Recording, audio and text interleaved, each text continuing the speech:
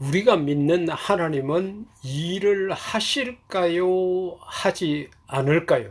우리가 주민센터를 비롯해서 은행이라든지 여러 기관들을 이렇게 방문하게 되면은 창구 직원들이 제일 바쁘죠.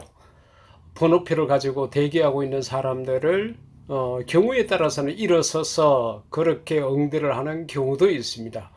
그런데 그 창구 직원 바로 뒤에 있는 직원은 조금 직급이 높은 사람이죠. 그래서 그 사람은 좀 창구 직원보다는 훨씬 덜 바쁘고 그 뒤에 앉은 사람은 더 어떤 때는 자리에 없기도 하는 경우도 있습니다. 그런가 하면은 그 가령 예를 들어서 어떤 은행에 들어갔다 그러면은 그 은행장은 전혀 우리가 볼 수가 없죠. 은행장실이 따로 있습니다. 그곳에서 다른 일을 하는 것을 우리가 알고 있습니다. 왜 그러냐? 창구 직원보다는 그 뒷자리에 앉은 사람일수록 경험이 많고 직급이 높고 능력이 뛰어난 사람이라고 말할 수 있습니다. 그러니까 그 사람들은 입으로 하지 몸으로 이렇게 하는 일들은 거의 창구 직원들이 한다고 볼 수가 있습니다.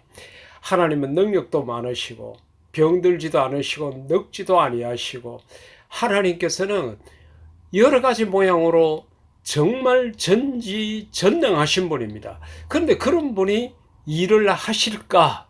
우리가 창세기에서 보는 것처럼 말씀 한마디로 빛이 있으라. 그렇게 하니까 빛이 생기는 것처럼 말씀 한마디로 모든 것을 할 수 있는 능력을 갖고 계시는 분인데 그런 하나님이 일을 하실까? 답은 예수님께서 직접 하신 말씀 요한복음 5장 17절에 있습니다. 예수께서 그들에게 이르시되 내 아버지께서, 그러니까 예수님께서 내 아버지라고 그랬으니까 하나님이시지 않습니까?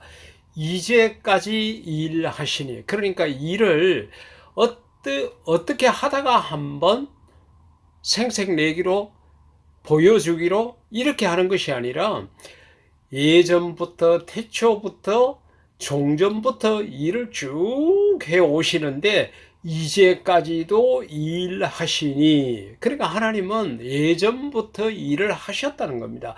나도 일한다. 그러니까 예수님도 일하신다는 거죠. 예수님께서 얼마나 많은 일을 하셨습니까? 육체적으로 얼마나 피곤했으면은 광풍을 만나가지고 흔들리는 뱃속에서도 잠을 잘 수밖에 없었을 만큼 예수님은 육체적으로 힘들게까지 일을 하셨다고 볼 수가 있습니다. 그러니까 요한복음 5장 17절 말씀을 보면은 하나님도 일하시고 예수님도 일하셨습니다. 그러면 우리가 삼위일체 하나님이라고 말할 수 있는 성령님은 일하지 않으실까요? 아니죠. 오늘 이 방송을 듣고 계시는 예수님을 믿는 모든 사람들의 마음속에 함께 하셔서 우리의 걸음을 인도하시고 우리의 부족함을 채우시고 우리에게 필요한 은사를 주시고, 어떻게 보면 성령님께서 가장 바쁜 시간을 보내고 계실 수도 있습니다. 이처럼 하나님, 예수님, 성령님 모두는 일을 열심히 하시는 분이라는 거죠.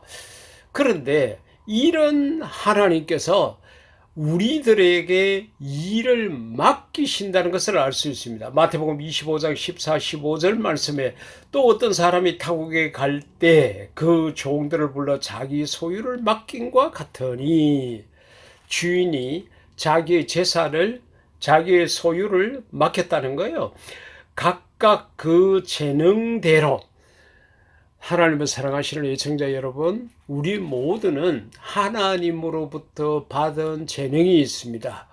공부를 잘하는 재능을 가진 학생이 있는가 하면 공부는 못하지만은 노래를 잘하거나 운동을 잘하거나 그 외에 다른 것들을 잘하는 그런 것들이 있습니다. 그런데 안타깝게도 우리 대한민국의 학교는 공부를 잘하는 학생들만을 인정하고 존중하고 하는 그런 제도가 되어 있기 때문에 공부 외에 다른 것을 잘하는 아이들은 학교에서는 별로 환영을 받지 못하는 안타까움이 있습니다. 그런데 각각 그 재능대로 한 사람에게는 금 5달란트, 한 사람에게는 2달란트, 한 사람에게는 1달란트를 주고 떠났다. 그것이 이야기했습니다. 그러니까 하나님께서는 능력이 많으시다고, 너희는 못하니까, 너희는 모르니까, 너희는 뒤로 빠져라, 이렇게 하시지 아니하시고 부족하고 연약하고 죄 많고 게으르고 나태하기 이를 데 없는 우리지만은 우리를 불러서 하나님의 그 거룩한 일에 동참하도록 허락하셨다는 거예요. 그러기에 우리가 교회를 통해서 받은 직분에 항상 감사해야 합니다. 우리가 내 이력서를 들고 지금 내가 살고 있는 지역에 어느 큰 회사, 괜찮은 회사에 가서 내가 이런 사람인데 나를 좀 써주세요. 그렇게 한다 그러면은 우리가 몇 사람 정도나 취직할 수 있을까요? 세상의 사장들도 우리를 별로 인정해 주지 않는데 위대하고 거룩하신 하나님께서 부족하고 연약한 것을 너무도 잘 아시면서 죄인이라는 사실도 너무도 잘 아시면서 우리로 하여금 교회를 통해서 직분을 맡겨주셨으니 얼마나 감사한가 하는 거예요. 그러기에 우리는 맡은 일에 감사하면서 늘 충성된 그런 모습을 가져야 할 것입니다. 자, 하나님은 일을 하시고 그 다음에 그 일을 또 우리에게 맡기기도 하시는데 고린도전서 12장 4절 이하의 말씀, 은사에 관한 말씀들을 쭉 보면서는 하나님께서 우리에게 일을 맡기시고 그 일을 감당할 수 있는 필요함을 주신다는 거예요. 그것을 고린도전서 12장에서는 은사라고 그랬지만은 때로는 물질이 필요한 물질을 주시고 지혜도 주시고 믿음도 주시고 능력도 주시고 여러 가지 우리가 상상할 수 없는 그런 것들을 주신다는 거죠. 우리가 배우지 않았고 내가 경험해 보지 않았고 내가 그 분야에 전혀 알지 못하지만은 하나님께서 그 일을 감당할 수 있는 모든 필요를 주신다는 겁니다.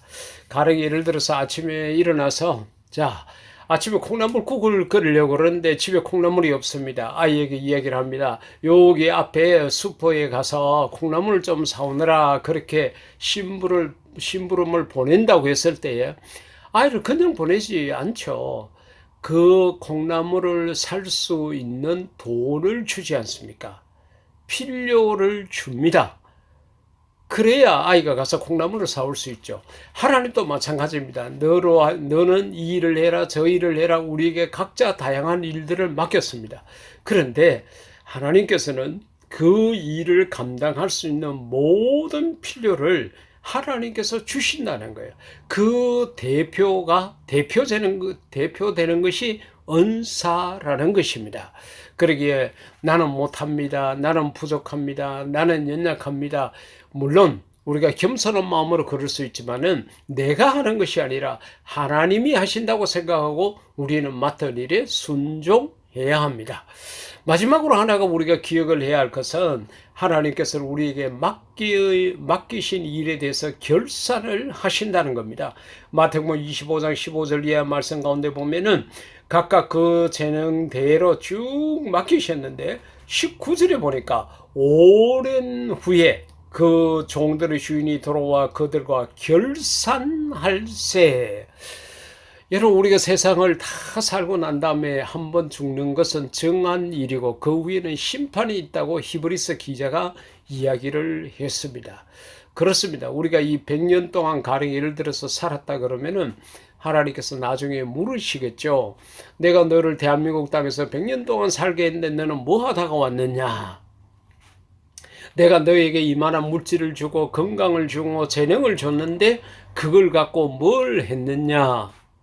결산을 한다는 거예요. 공부하는 학생들이 시험이 없으면 공부를 하지 않겠죠. 우리가 세상을 살아갈 때에 늘 하나님께서 언젠가는 나에게 결산할 날이 있다는 것을 생각하는 건 중요합니다.